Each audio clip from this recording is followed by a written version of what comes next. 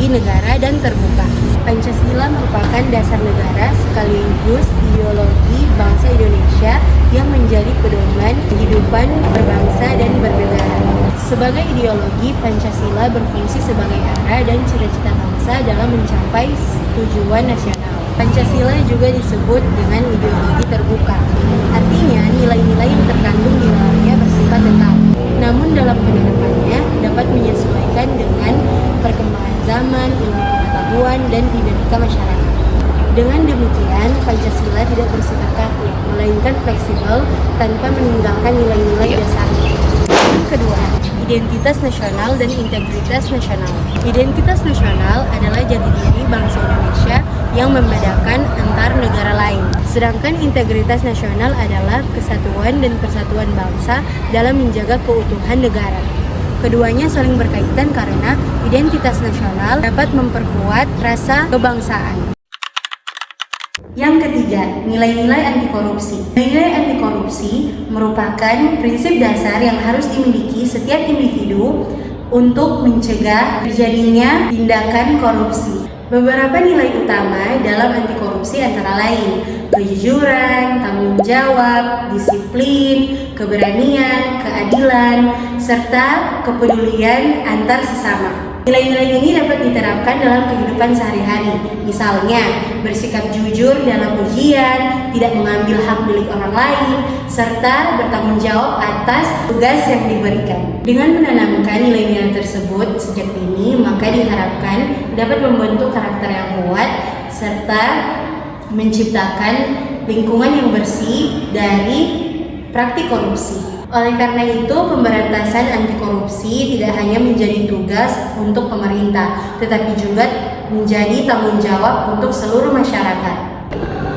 Dalam Islam, agama tidak hanya mengatur tentang hablum minallah atau hubungan antar manusia dengan Allah, tetapi mengatur juga dengan hablum minannas atau hubungan antara manusia dengan manusia, bahkan dengan lingkungan sekitarnya. Konsep agama dalam Islam mencakup 3 hal.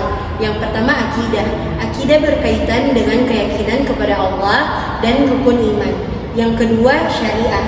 Syariah berkaitan dengan hukum atau aturan yang mengatur tentang kehidupan manusia. Yang ketiga, akhlak. Akhlak berkaitan dengan perilaku atau sikap manusia dalam kehidupan sehari-hari. Ketiga aspek ini saling berkaitan dan tidak dapat dipisahkan karena dapat membentuk pribadi muslim yang utuh. Maka dari itu, dengan menjalankan ketiganya, diharapkan seorang muslim dapat mencapai kebahagiaan dunia dan akhirat.